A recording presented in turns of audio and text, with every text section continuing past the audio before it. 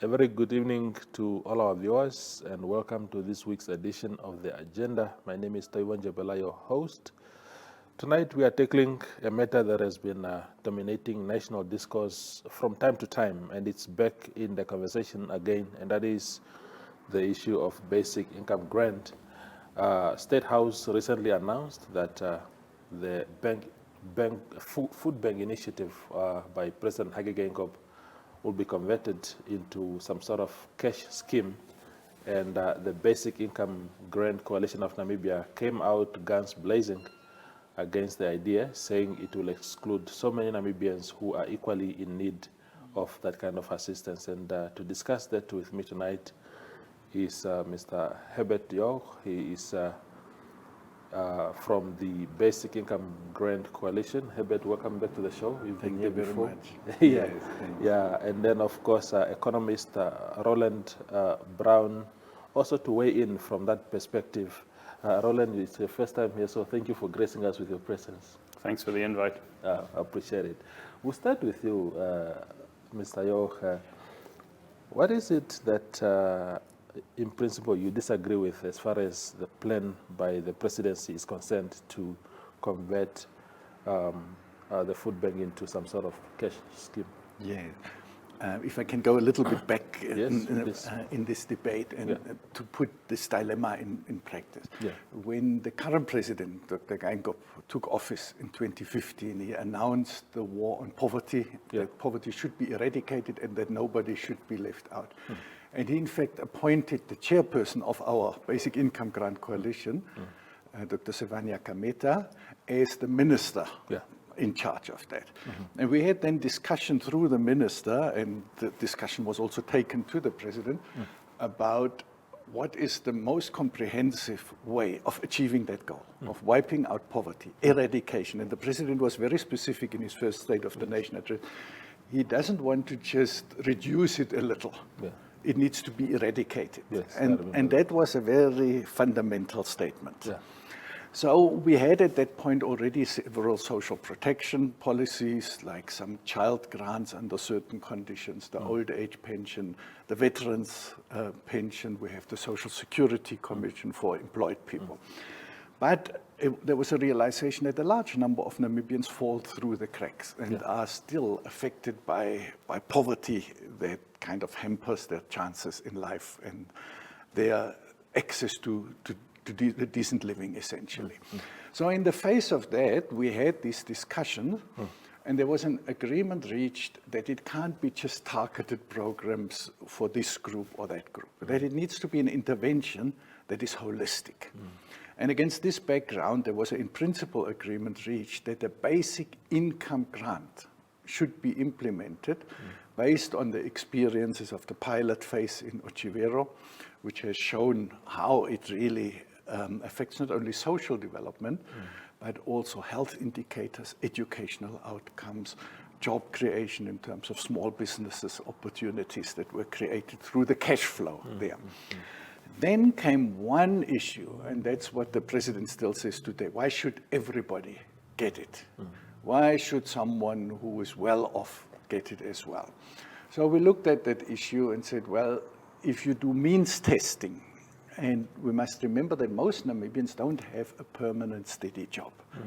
It's like temporary jobs, it's part-time jobs, it's kind of informalized jobs, that kind of work scenario we have.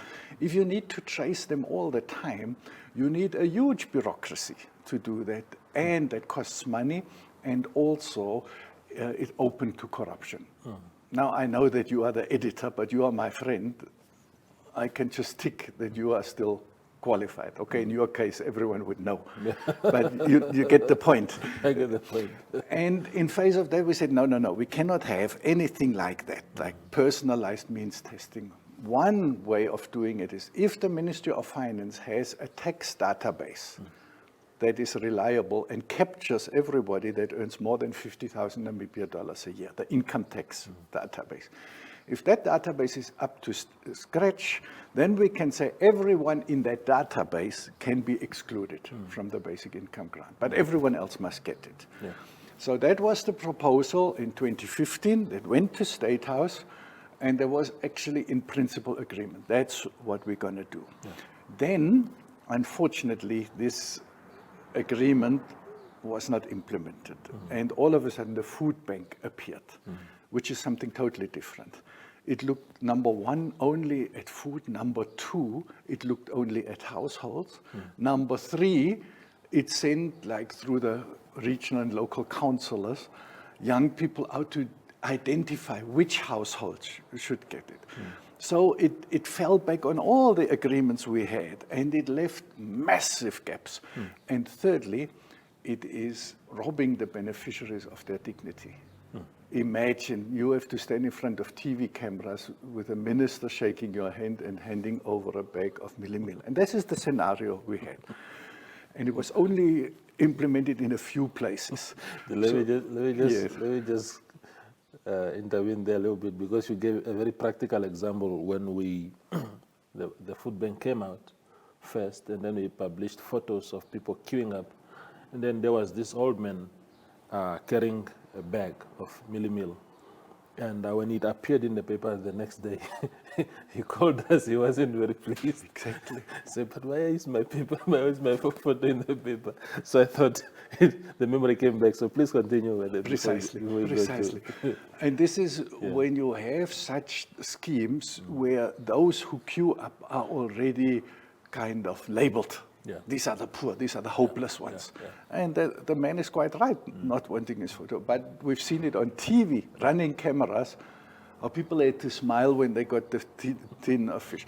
So it was problematic on all fronts. And the last problematic issue with the food bank is your issue might be you don't have school fees, or you need to buy some stationery for your school kid. Now you get a tin of fish. You know, it takes even the decision away from you. What is your need and how do you spend it? So in that sense, even World Bank and IMF have for years acknowledged that cash grants are far more efficient than in-kind transfers. So we don't have a problem now with the president announcing that he converts the food bank, the food donations, into cash. That is fine. The problem lies that the system of identifying beneficiaries has not changed. That it's happening only in two regions, that it's haphazard in the light of an estimated, UN estimates about 800,000 people in Namibia. That's almost a third of the population in need of food. And this food bank initiative reaches 40,000, 5% of those in need. So when you look at all that, then we say, Mr. President, 6 years ago you said nobody should feel left out. We feel, with this initiative, many feel left out. And in the light of what happened last year with the emergency income grant, when COVID started hitting, the Ministry of Finance reached over 700,000 people within a short period of time, based on the cut-off line, those below the taxable income group. Then we say, Mr. President, we can do far better. We've shown that we can do better. And why are we throwing away all our in-principle agreements that we had in 2015 and now start again a piecemeal effort that will benefit a few and leave many out? And I think that's the background why we are really not impressed with this current initiative. Indeed. Thank you, Herbert, for that elaborate background. Rowland, what is your attitude towards basic income grant in the form and shape that is being proposed? Well, I think Herbert has sort of identified both the need and the challenges that are associated with this. So I think if you look at a country like Namibia, where you have very high degrees of poverty, where you have very high levels of unemployment, there has to be some kind of social support system that's relatively universal. I think that the problem with a universal basic income grant is exactly what was mentioned, that some of the people that you don't want to be receiving it will receive it. But the cost of means testing to find out who is supposed to be the recipient actually tends to exceed the cost of paying people that you don't actually want to be the beneficiaries. But there's many ways to work around that. And I think that having that as an excuse for not doing it is not really an acceptable excuse in my mind. For example, the tax point that was made is a very, simple one, where you can just say, you can even do it in retrospect. So you can say, okay, if you earned over 50,000 last year, then we put a surcharge on your tax that's equal to the basic income grant that you received, and you pay it back. So it's a cash flow thing for government rather than a cost for government. But to not do something for large numbers of vulnerable people because of technical complexity, I don't think is a solution. When it comes to the specifics of basic income, I think in my mind, there's no society or there are very few societies in the world that don't have some kind of support for those that have been left behind or those that become left behind. And I think Namibia has got its sort of a plethora of things that it tries to do for those left behind, but I don't think any of them are as effective as they should be. And I think a lot of it is for the points made about the food bank specifically. I think that reverberates through many of the other things that we offer to the public to kind of try and help people who have been left behind. And that specifically being that we're kind of infantilizing people, and we're saying that, it's only government that knows what you need. You don't know yourself what you need. And personally, I've got this peculiar, perhaps, belief that people are kind of rational and they know what they need and they know what, will help them most. And so I think from that perspective, access to a cash transfer where people can make decisions about, what their most pressing need is, I think is far greater than, somebody in a far-flung central bureaucratic office trying to make that decision for them. And so, I think when it comes to basic income, a basic income grant, there's not really good technical excuses as to why it shouldn't be done. And I think that there's plenty of good reasons as to why it should be done. There's other things that I think are interesting around this from a macroeconomic perspective. If you just consider one of the reasons so the direct contribution of tourism to the Namibian economy is quite small. It's like 2 to 3% of GDP. But if you look at the indirect impact that you get through the tourism satellite accounts, you can see that it's much bigger than that. It's estimated at closer to 20% of GDP. And a lot of the reason for that is because it's cash income being paid into rural areas where that cash changes hands many times. And so you have a big multiplier effect on it. So small denominations of money paid into rural economies tends to facilitate trade and economic activity far more than big denominations paid in urban locations. So if I give you, $1,000, for example, the chances of you spending that on something that's produced locally is quite small. But if you do the same, you'll probably buy consumer electronics, clothes, those sorts of things. That's what your urban consumers, tend to spend most of their money on.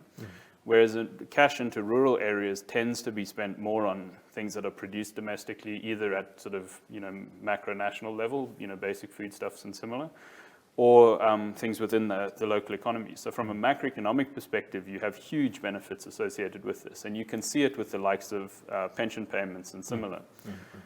One thing that one must just bear in mind when it comes to when it comes to these basic income grants is, generally speaking, they are provided as a replacement for other types of social support systems. So in this instance, it would be a replacement for the food bank, which I think is, a food bank is, it was a terrible idea from the outset. And I think, you can understand why, people wanted to ensure that there's no starvation and that extreme poverty, and why that may have resulted in people falling to the idea of a food bank. But it's a really suboptimal solution to that very real problem.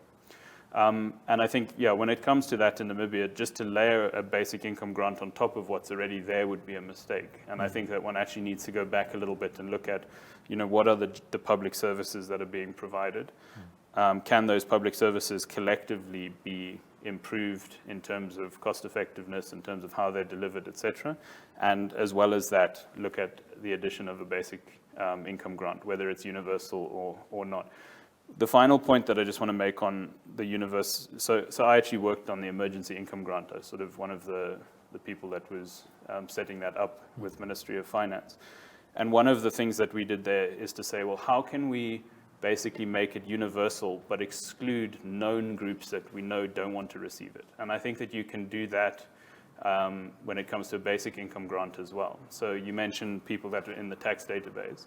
If I was doing that again, I would do it retroactively, so to say after the fact, because last year, for example, people were in the tax database, but they lost their jobs, but they were excluded because they're in the tax database. So that's, but that's a type of small micro thing that you can improve over time. The other thing that we excluded is people that were already receiving social grants. So the idea was that you're not going to sort of double dip. And then we also excluded, what else did we exclude? Oh, we excluded people that were getting payments from Social Security Commission as well, if I remember correctly. But we started universal, and then we had specific exclusions, rather than working the other way, trying to identify, oh, you have a need, you have a need. We rather said, look, everyone has a need, and we, except for these people that we know we can exclude. And then, at the end of the day, you also just have to accept that it's going to be imperfect. Some people will take a basic income grant and they will spend it on stuff that we as society don't really want. Some people will receive the grant that aren't, strictly speaking, eligible or aren't really the target market. And that's just something that you have to accept. On the net, the impact should be positive. Yeah. But there will be some instances where you don't get the best outcome at individual level. Indeed. Thank you, Rowland, for that. We are going for a small break and then we'll be back.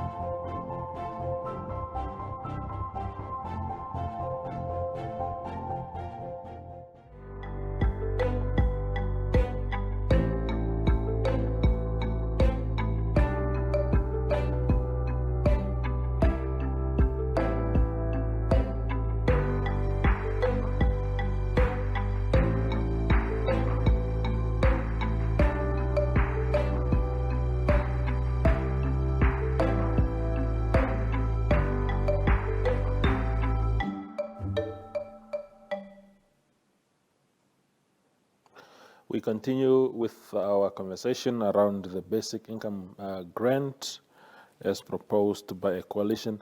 Herbert, is there anything specific that you want to say back to Rowland? I think he made some pertinent points, one of which for me, the filtering of needy communities until you reach really a point where you say, this is where we want to focus as far as this disbursement is concerned.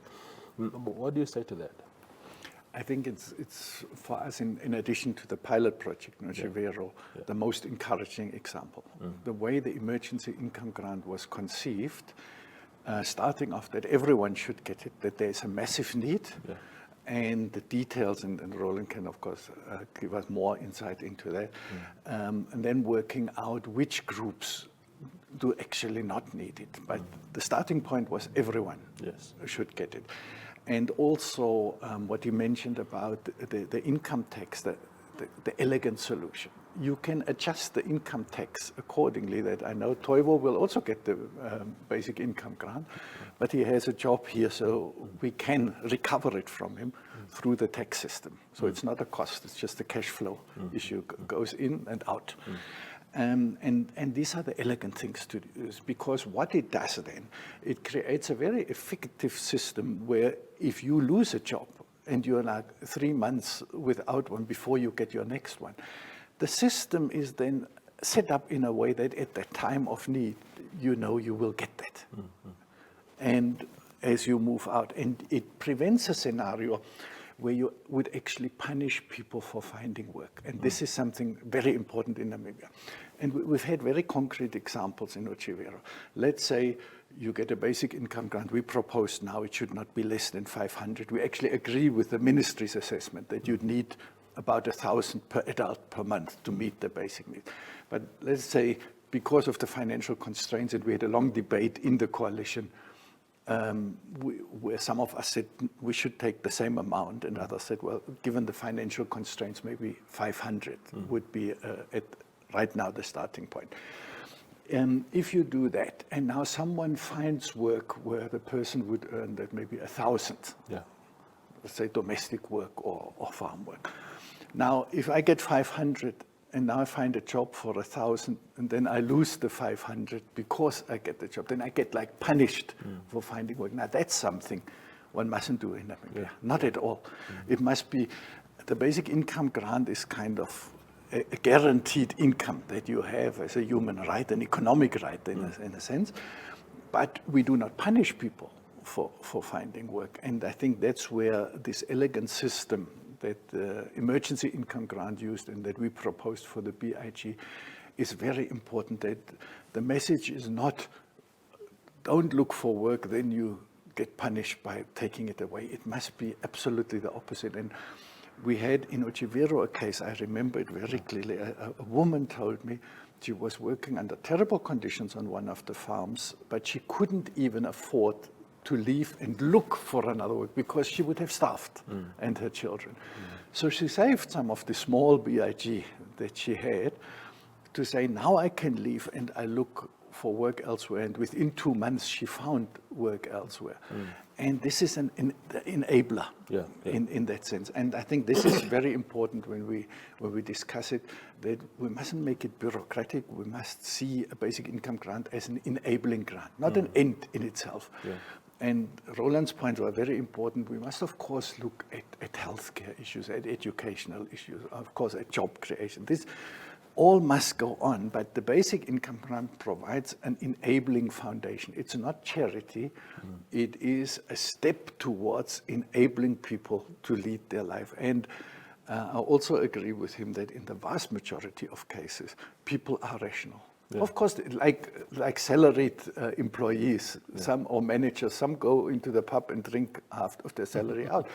No one said, therefore, we mustn't give salaries because we know these 5 cases of people who drink. And it's the same there at the poorer end of society. There are, of course, some who drink, but the vast majority, and with the BIG, because the children's BIG goes to the caregiver. And it's in most cases women. And those women made the biggest impact economically and in terms of their lives, of how to utilize them. And I think from these examples, we can take heart and say, yes, and Roland is absolutely right, there will be a few cases, a few misses along the way. But by and large, the overall picture is encouraging. And I think we must now look at having the courage to say these 2 very positive examples, Ochivero and the emergency income grants. We can now look forward to something more fundamental. Indeed. Rowland, as an observer of how nations deal with these kind of things, I mean, we have countries like Denmark, Norway, Sweden, and many others that are doing really, really well in terms of containing poverty and stuff like that. Are there other alternatives that can practically be maybe a replacement, if you like, of BIG that you can think of?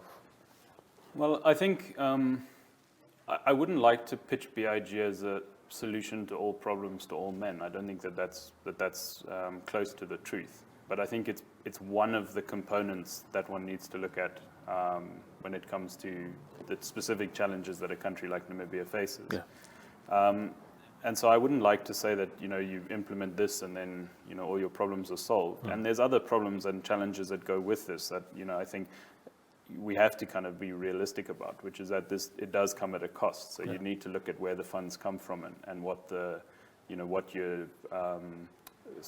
compromising on or sacrificing on in order to have the funds available to do it. It's not a good reason not to do it, but it's just something we have to be realistic about. And, I think in my mind, there's, I think I mentioned before, but, I think it's important that you help people to help themselves.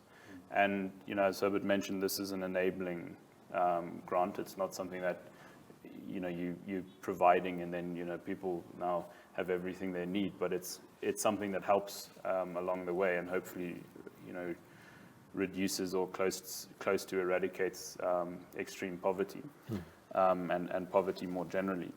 But I mean, the meta solution is that we have to help people to help themselves through work, through decent work. And, I think that's really the kind of critical thing. And that's also how you fund it. I mean, really, we need more people to be in gainful employment. We need more people to have income at household level so that, and not just $500 or $1,000 per person per household, but, hopefully multiples of that. And we need more people in the tax net, not that we need to have people paying more tax to government from the current base, but we need a broader base of people that are in gainful employment contributing those funds to the public purse so that there's more funds available for these types of things that, enable and ensure that other people that aren't gainfully employed can be supported by the rest. And I think you mentioned some of the Scandinavian countries specifically, and they've got a very good balance in place of high degrees of economic freedom that enable job creation, that enable wealth creation for the society and the members thereof, but also large amounts of revenue generation for the state to support those that aren't in gainful employment. That do have needs and whose needs are not being met, directly through their own household incomes from work. And that balance is critical, or getting those two components right is critical. I mean, we talk about basically a set of axes, like a kind of a matrix of scenarios where we say, the first set is do we have an environment where people are in a position to help themselves from employment, yes or no? And then, do we have a state that can provide support for people, yes or no? And the ideal situation is that people are able to help themselves to a large degree, and the state is able to help as well to a large degree. And that's what many of the Scandinavian countries have. The worst case scenario is one where you have high degrees of unemployment and where the state is not, so people aren't able to help themselves from household income, and the state is not in a strong position to provide support. And that's actually where we find ourselves. We've got incredibly high degrees of unemployment, like staggeringly high by global standards, and yet at the same time, the state's means to provide support is very limited. And these two things are obviously highly interlinked. But what that tells you is that with the means to provide support, you need to really focus on your prioritization and make sure that where the state is spending its money, it's doing it at, for the maximum possible benefit. And I think in that regard, we come up quite short sometimes. And, as I mentioned that the BIG is one part of the solution, but, ensuring that we're spending the public resources that we have in an optimum manner to ensure, human development, that's a kind of critical meta challenge. And, you need not do much more than go on Independence Avenue over the Western Bypass to see that prioritization in action, where you've got, a crumbling state hospital and, lavish new buildings being put up, and that's really not, a good national development priority. Yeah, I hear you. So the one question that I'll put to you, probably both of you, but starting with Herbert, is the whole idea of basic income grant, I'm sure, rises from the status quo of what we see on the ground, to say there's really a lot of suffering going on and we need to intervene in maybe in many ways, including this one. one of the problems that we have as far as poverty is concerned is lack of jobs. And I was having a conversation earlier in the week with Rowland, and I was saying to him that is it prudent to go that route that you are pushing for, or is it to invest that money into growth of the economy and create jobs and allow people really to have a more sustainable way of living by actually funding their needs themselves? It's not a either or. These two are actually doing the same. And that's where I find the empirical evidence is so interesting. We had, of course, here our own oneuptwo, but even international case studies in Kerala, in India, and elsewhere. What we have seen, and this is how do we conceive an economy? And Rowland made that point very early on with the rural economy. How small amounts are spent in a rural economy. And oneuptwo is a classical rural economy where we did it, where there is nothing nearby except a few farms around and the Omitara Dam. And so people's economy is circulating around very basic needs. What are they? The one woman started the bakery, the flagship business there. Others started fixing shoes. I realized, no, there's a small business, a hairdresser. Some became tiny retailers, kind of selling from their house. They go for a big shopping tour to Gopabis or Windhoek, and then sell it further there. So it's these kind of micro little businesses, or women buying a sewing machine and sewing dresses for funerals, weddings, baptisms, and stuff like that. So that money was not just consumer money. A significant part of it was converted into kind of economic activities. Yeah.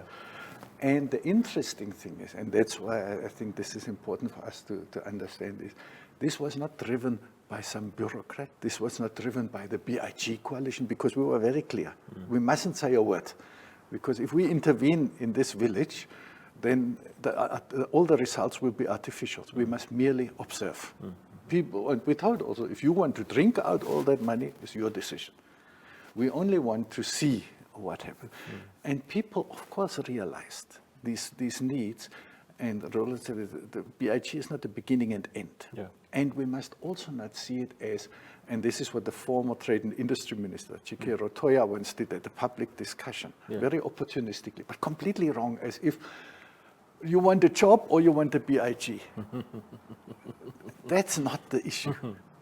If government had created the jobs, and I was working with them in the 2013 employment creation policy, a whole lot of very concrete, practical suggestions with an implementation plan, nothing done. So don't come now and tell people, you want a job, here it is. If we had that scenario, we would have a Swedish kind of scenario. We say the majority has decent jobs, and we use the tax revenue to look after the small minority that's struggling and sidelined by structural constraints or whatever. Ours is totally different. The majority is constrained by an economy that cannot provide the jobs. And so we must think beyond just the wage labor model. In a case like that, where so many can't find a job with a decent wage, regular income, what else can we do? And the BIG is, as we agreed, just an enabler, but not as opposed to or instead of. You still need to restructure the economy and the resources we have in a way that people can make a decent life out of it. And that goes way beyond a basic income grant. So I think this is one thing that also the politicians see. The BIG is a cost, but should we not rather spend that money on job creation?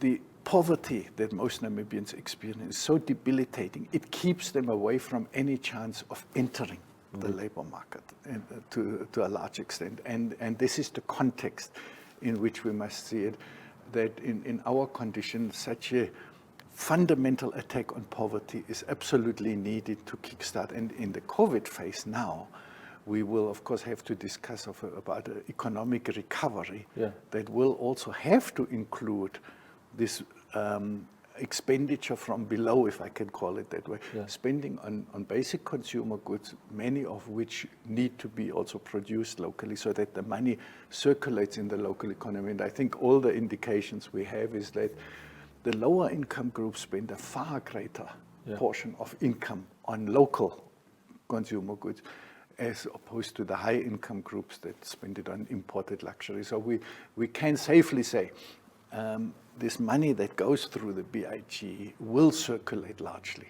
in the local economy.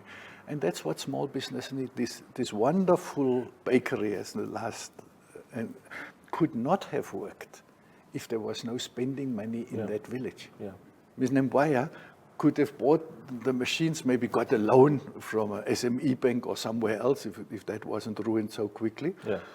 But the bakery would not have survived if there wasn't a cash flow available within the settlement. Then she could have sold baked the bread, but had no buyers, or they buy it all on tick and never pay back, and sooner or later. But that's just an example of small businesses need the cash flow around them in their local markets. And that's the wonderful thing that the BIG does. And so government must understand, yes, there is an initial investment in it, but it is not just the cost. This money comes back. I hear you. We go on a small break and return for the last stretch of the show.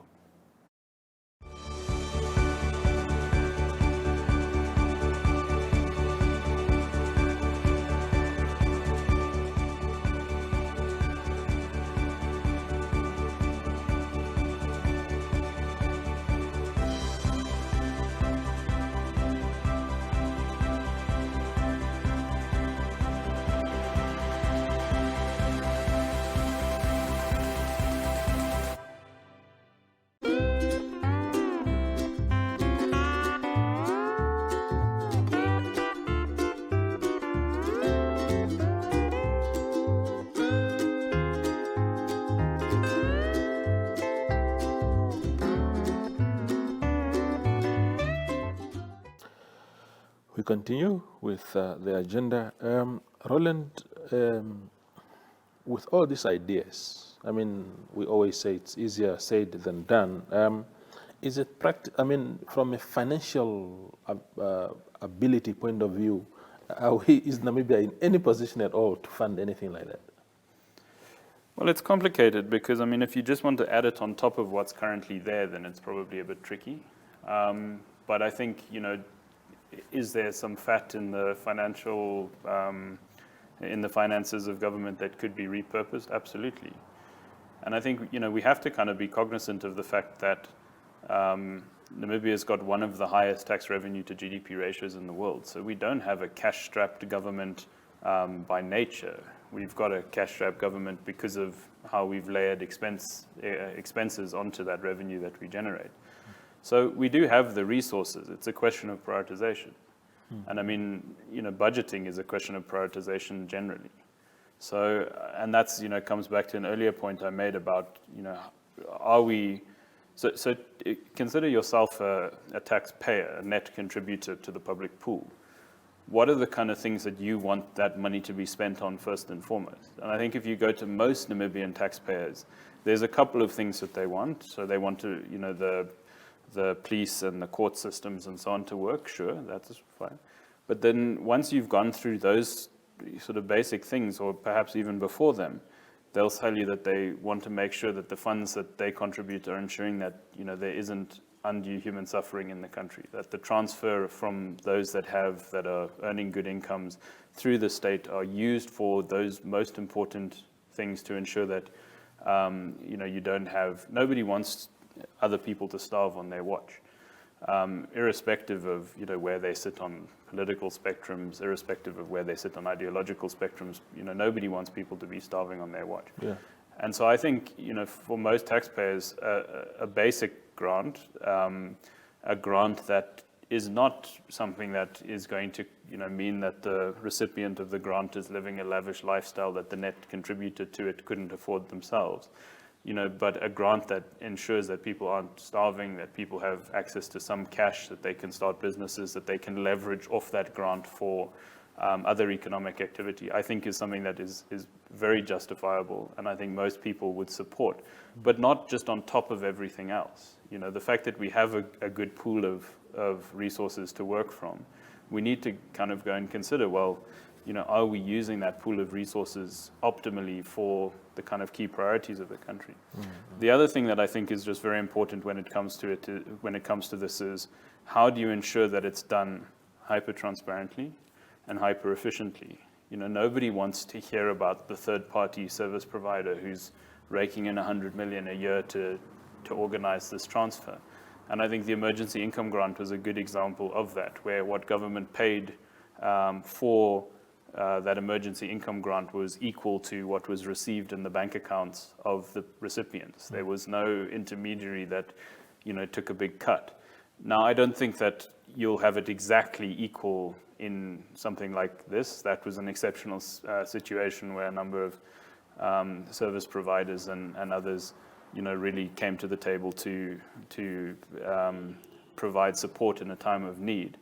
But, you know, they should be pretty close. There's no reason that somebody should be getting, you know, super wealthy or, you know, making huge windfalls off a system like this. And I think in the modern digital age that we have with these bank wallets, you know, that make it really easy to get money to people in a super efficient manner, where you're not driving trucks of cash around the country and things like that. You know, I think that one can really do it in a very, very cost-effective manner, where what's received by the recipients of the grant is very close to what government disperses, you know, with only a small cost to government for the actual disbursement. And I think if one can get that right, and it's very transparent, and people can see, you know, that it's not being abused and so on, you know, I think most taxpayers would be quite happy with it, and specifically if it's linked to, you know, taking out some of the waste and the less efficient expenditure, the less desirable expenditure from the government's expenditure books at the same time. The one point that Rowland made earlier was about, if I understood him correctly, replacing some of the existing cash initiatives that government has in place right now for vulnerable communities, instead of piling another one on top of this one, if I understood him correctly. Is that, what is your proposition around that? To say, my mother in my village now gets 1,200 per month from government as a pensioner. What will happen if this was approved? Will she get 500 on top of what she already gets, or what is the situation around that one? Was actually worked out in great detail. The social protection draft policy of government of 2019 talks about a universal child grant to be implemented. And a very interesting analysis how the current system where vulnerable and orphans, vulnerable children and orphans were targeted, how that system by default was, number one, costly, and number two, excluded many of the children that should have been covered. So government says, based on their own Namibian experiences, we need a universal child grant from birth to age 18. Then we have, like for your mother and others, actually anybody reaching 60 qualifies for the old age pension, universal one. And we say, okay, these systems are there. The basic income grant then slots in from 0 to 18 child grant, above that till 59 basic income grant, and from 60 the universal old age pension scheme. What then can fall away are like the specific things. Rowland mentioned one of them, when you have like food bank or drought relief, because these rural farmers can then, because they have access to land, they are farmers, they are economically active, but they would still receive the BIG, and now saving it and building some reserves would enable them to deal with droughts far more efficiently on their own. So you don't need then a whole state bureaucracy and now drive the milli-meal bags around in trucks that get stuck along the way, etc., or the stuff gets rotten in, like we've seen in warehouses. So all those kind of problems could be done away with. So the BIG would not abolish the existing system. It would fill the gaps. to fill the And gaps. it could do away then, if we have it rolled out, with some of the smaller interventions. But the key component would be universal child grant, universal old age pension, and in between the basic income grant. And then we would have a very comprehensive system. And like Rowland said, in a country with a labor market that fails so many people in terms of granting them access, that's absolutely essential. And it will have, in turn, a positive spin-off. I have a follow-up question, Mr. Jauch, and that is around. My memory is failing me now.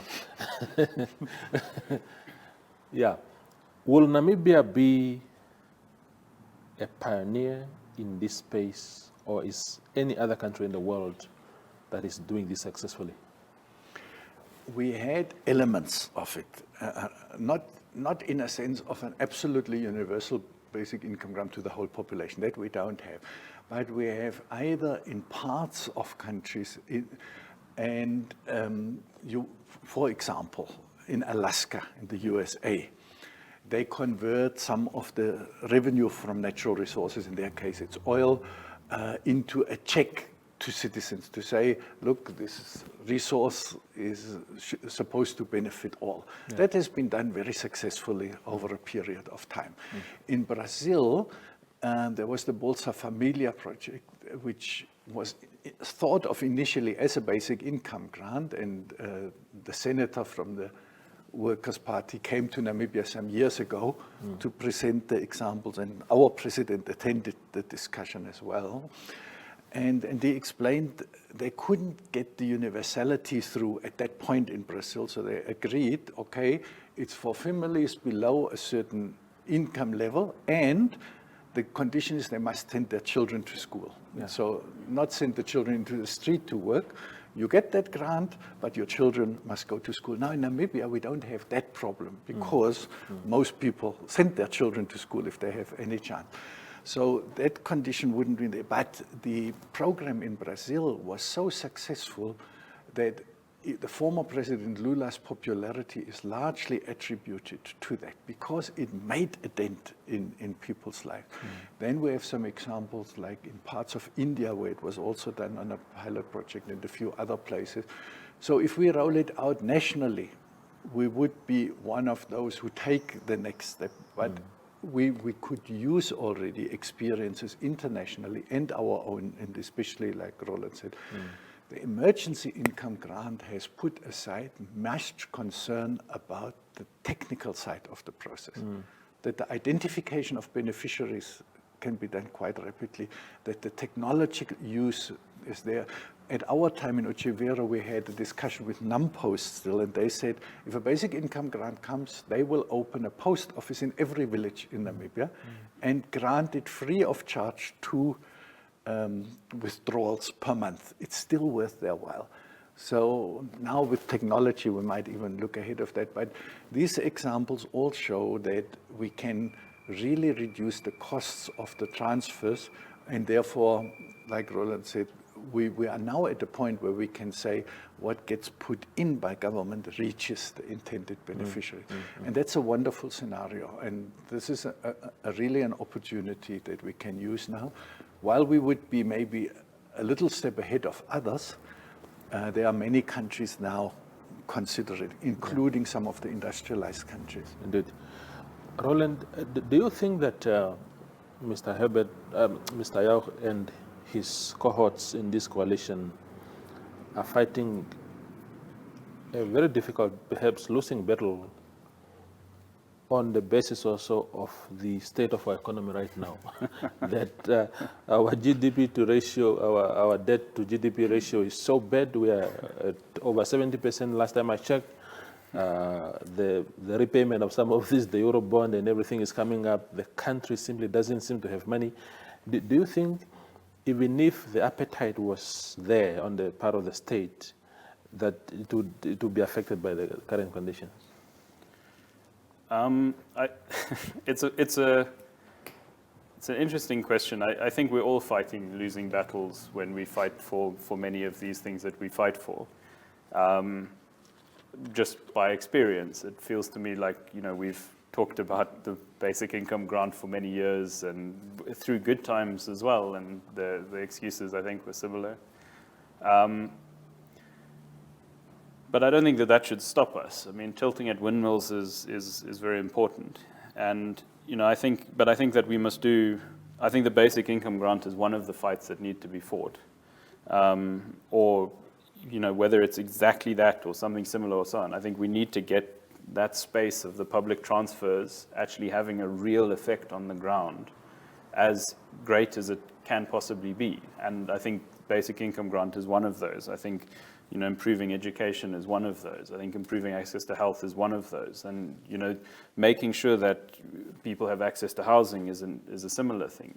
If we've got 30% of the population living in shacks, that has huge implications on educational outcomes, on health, on, gender-based violence, on many of these other things. So we need to take a holistic relook at how we spend this plentiful pool of public resources that we have. And yes, it's difficult at the moment because we're spending 70 billion and we're collecting 50 billion, but we're still spending 70 billion every year. That's a huge amount of money.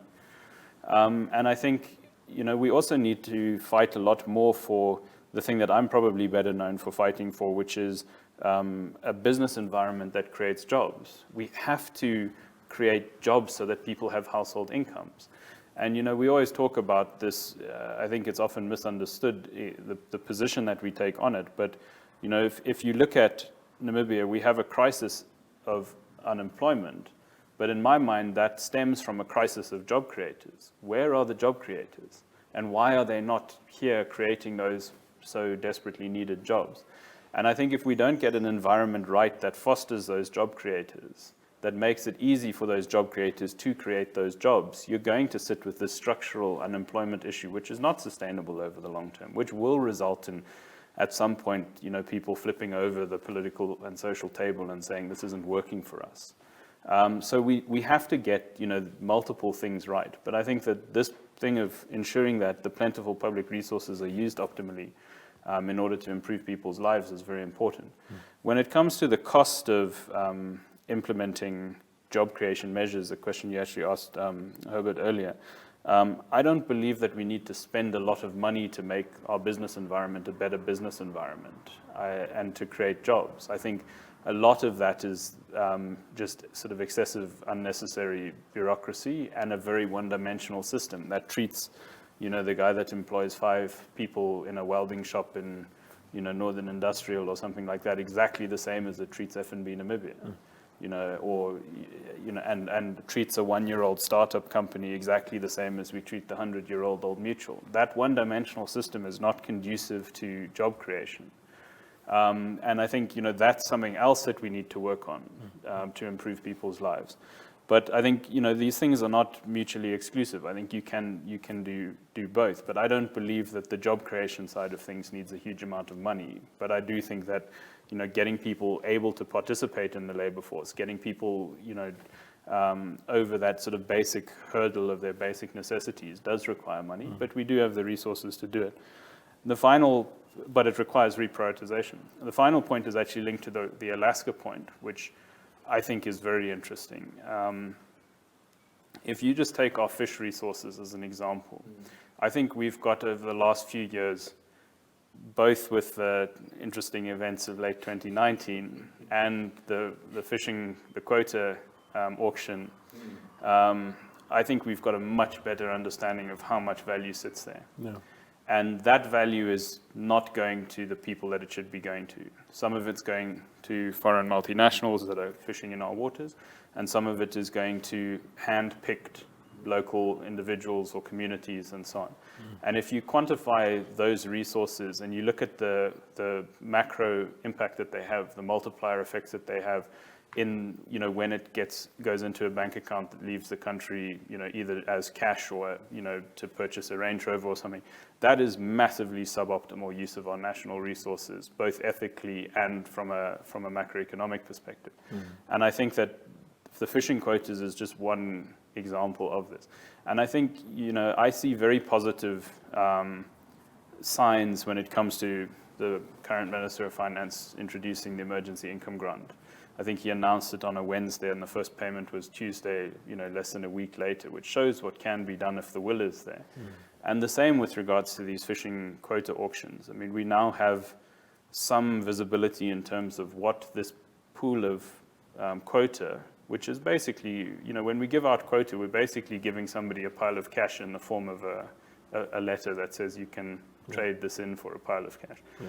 But we have a much better idea of what that quota is actually worth in the world. And I don't think we've really seen the start of it yet. If we were putting a lot more of our quota on the market, I think we'd get much more aggressive global bidding for it. I think we'd push the price right up, and that would avail huge amounts of resources that could go to the likes of an emergency income grant, that could go to a basic income grant, that could go to the likes of improving our education system to provide world-class education, that could go to, for example, packaging pieces of land and giving every Namibian family a free piece of land, serviced land, or land that with plans to be serviced on which to build a house. And these types of things, which would have very material developmental benefits. Yeah. And I think that we need to keep applying the pressure and keep tilting at the windmills to try to get these positive changes that would result in positive changes in people's lives, even when, it perhaps sometimes feels somewhat futile. Indeed. Herbert, I'm giving you the last throw of the dice. We've run out of time. But in not so many words, tell me, what is it that keeps your hopes alive as far as this fight is concerned? Because you're very passionate about this subject. You've been with the BIG coalition for so many years pushing this message. And you haven't made that breakthrough in the manner that you want. Of course, there has been some policy promises and stuff like that, but in practical terms, there hasn't been that breakthrough. But yet you are still here preaching the same gospel. In not so many words, what is it that that keeps you hopeful that eventually you make that success? It's a big question. A short while ago, or not too long ago, I asked myself that, is there still any hope? And for us, of course, what happened 5 years ago was particularly disappointing. With a president that attended many of our functions, that participated in the debate, that donated to the pilot project, that was convinced about it, that appointed our chairperson from the coalition, and then came up with a food bank in the end. That was a serious setback for us. But what encourages is number one, and this is a bit like the liberation struggle, when Namibia faced this enormous onslaught of a highly sophisticated army that seems indefeatable. What are the other options? We surrender, we let our country fall apart, we let inequality rise and rise further, and the cost of inequality will be so huge on everyone. This country will be falling apart, literally, at the seams. And then what do we leave our children? So as long as we have possible solutions, as long as these solutions are doable, and like Rowland says, it's not doable when you continue business as usual. You have to make some changes. You have to reprioritize our resources, the way we use them. But when it's possible, and there are ways out of the crisis, then it's criminal not to point it out and to sacrifice it on the altar of political opportunism, because now I will not be appointed by government into anything because my views are now contrasting to them. So be it. It's not about the president, it's not about government, it's not about me or any individual in the coalition. It is about Namibia as a country and the vast majority that need to see a change. And as long as the BIG can be a component of bringing about these fundamental and progressive structural changes that enable people to lead better lives in the years and generations to come, then who are we to give up? Indeed. We must just go on. Indeed. Herbert and Rowland, thank you very much for coming. It was a very fruitful conversation, and I hope our viewers too have a lot of takeaways from this conversation. Thank you for watching. We meet again next week, Sunday.